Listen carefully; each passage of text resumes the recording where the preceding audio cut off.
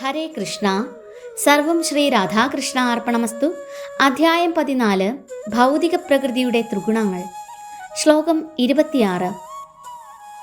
മാം Chao വ്യഭിചാരേണ ഭക്തിയോഗേന സേവതേ സഗുണാൻ സമതീത്യൈതാൻ ബ്രഹ്മഭൂയായ കൽപ്പതേ. വിവർത്തനം. ഏതു പരിതസ്ഥിതിയിലും പിഴയ്ക്കാതെ ഭക്തിപൂർവം ഭഗവത് സേവനത്തിൽ ഏർപ്പെടുന്നവർക്ക് വേഗത്തിൽ ഭൗതിക പ്രകൃതിയുടെ ത്രിഗുണങ്ങളെ അതിക്രമിച്ച് ബ്രഹ്മപദത്തിലെത്താം. ഭാവാർത്ഥം. അർജുനന്റെ മൂന്നാമത്തെ ചോദ്യത്തിനുള്ള ഉത്തരമാണ് ഈ ശ്ലോകം. അതീന്ദ്രിയാവസ്ഥയിൽ എങ്ങനെ എത്തിച്ചേരുന്നുവെന്നാണല്ലോ ചോദ്യം. മുമ്പ് പറഞ്ഞതുപോലെ ഭൗതിക ലോകം പ്രകൃതിയിലെ ത്രിഗുണങ്ങൾക്ക് വഴങ്ങിയാണ് പ്രവർത്തിച്ചു പോരുന്നത്. ഈ പ്രകൃതി ഗുണങ്ങളുടെ പ്രവർത്തനങ്ങൾ നമ്മെ അലട്ടാതെ നോക്കണം. അവയിൽ മനസ്സു വയ്ക്കുന്നതിന് പകരം കൃഷ്ണകർമ്മങ്ങളിലേക്ക് മനസ്സിനെ തിരിച്ചുവിടുക. കൃഷ്ണകർമ്മങ്ങൾ എന്നാൽ ഭക്തിയോഗം. സദാ കൃഷ്ണനു വേണ്ടി പ്രവർത്തിക്കുക. കൃഷ്ണന് മാത്രമല്ല, ഭഗവാന്റെ വിവിധ വിസ്തരണമൂർത്തികളായ രാമൻ, നാരായണൻ മുതലായവർക്ക് അർപ്പിക്കപ്പെടുന്ന പ്രവർത്തനങ്ങളും ഇതിൽ ഉൾപ്പെടും. ഭഗവാന്റെ രൂപവിസ്തരണങ്ങൾക്ക് എണ്ണമില്ല. കൃഷ്ണ സേവനത്തിലോ കൃഷ്ണന്റെ രൂപവിസ്തരണങ്ങളുടെ സേവനത്തിലോ ഏർപ്പെടുന്ന വ്യക്തി ഗുണാതീതനാണ്. കൃഷ്ണന്റെ മൂർത്തിഭേദങ്ങളെല്ലാം തികച്ചും അതീന്ദ്രിയങ്ങളും സച്ചിദാനന്ദാത്മകങ്ങളുമാണ്. സർവശക്തരും സർവസാക്ഷികളുമാണ് അവരെല്ലാം. ആധ്യാത്മിക ഗുണസമ്പന്നരും. കൃഷ്ണന്റെയോ അദ്ദേഹത്തിന്റെ സമഗ്രമായ വിസ്തരണങ്ങളുടെയോ സേവനത്തിൽ ഏർപ്പെടുന്ന സ്ഥിരനിശ്ചയനായ മനുഷ്യന് അദമ്യശക്തിയുള്ളവയെങ്കിലും പ്രകൃതിയുടെ ത്രിഗുണങ്ങളെ നിഷ്പ്രയാസം ജയിക്കാൻ കഴിയും.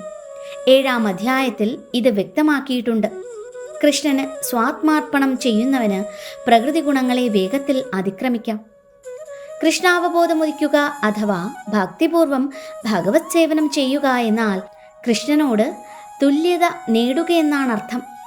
തൻ്റെ ഭാവം സച്ചിദാനന്ദാത്മകമാണെന്ന് ഭഗവാൻ പ്രസ്താവിച്ചിട്ടുണ്ട്. സ്വർണ്ണ ശകലങ്ങൾ സ്വർണ്ണഖനിയുടെ അംശങ്ങളെന്നതുപോലെ ജീവസത്തകൾ ഭഗവത് അംശങ്ങളാണ്. ഇങ്ങനെ ജീവസത്ത ആധ്യാത്മിക തലത്തിൽ സ്വർണത്തെപ്പോലെയും ഗുണത്തിൽ കൃഷ്ണനെപ്പോലെയുമാണ്. വ്യക്തി എന്ന ഭേദഭാവം തുടർന്നു പോരുന്നു. അതില്ലെങ്കിൽ ഭക്തിയോഗത്തിൻ്റെ പ്രശ്നമേ ഇല്ലല്ലോ. ഭക്തിയോഗത്തിന് ഭഗവാൻ വേണം, ഭക്തൻ വേണം. അവർക്കു തമ്മിൽ പരസ്പര പ്രേമവും ഉണ്ടാവണം. അപ്പോൾ ഭഗവാനിലും ഭക്തനിലും വെവ്വേറെ വ്യക്തിസത്തകൾ ഇല്ലായിരുന്നുവെങ്കിൽ ഭക്തിയോഗത്തിന് അർത്ഥമെന്ത്? സർവേശ്വരൻ്റെതായ അതീന്ദ്രിയാവസ്ഥയിൽ നിലകൊള്ളുന്നവർക്കേ അവിടുത്തെ സേവിക്കാൻ കഴിയൂ. രാജാവിൻ്റെ സഹായിയാവാൻ ഉദ്യമിക്കുന്ന ഒരാൾ അതിനു വേണ്ടുന്ന ഗുണവിശേഷങ്ങൾ നേടണം. അതുപോലെ ബ്രഹ്മനിഷ്ഠനാവുക എന്നതാണ് ഇതിനുള്ള യോഗ്യത. അല്ലെങ്കിൽ ഭൗതികങ്ങളായ കൽമഷങ്ങളിൽ നിന്ന് സ്വയം മോചിതനാവുക. ബ്രഹ്മൈവസൻ ബ്രഹ്മാപ്യോതി എന്ന് വൈദിക സാഹിത്യം. പരബ്രഹ്മപ്രാപ്തിക്ക് സ്വയം ബ്രഹ്മനാകണം. ഗുണം കൊണ്ട് ഒരാൾ ബ്രഹ്മനാകണമെന്നർത്ഥം. വ്യക്തിഗത ആത്മാവെന്ന നിലയിൽ തൻ്റെ ശാശ്വതമായ ബ്രഹ്മൻ എന്ന ഭാവം ബ്രഹ്മപ്രാപ്തിയിലും ഒരാൾക്ക് നഷ്ടമാകുന്നില്ല. ഹരേ കൃഷ്ണ. സർവം ശ്രീ രാധാകൃഷ്ണ അർപ്പണമസ്തു.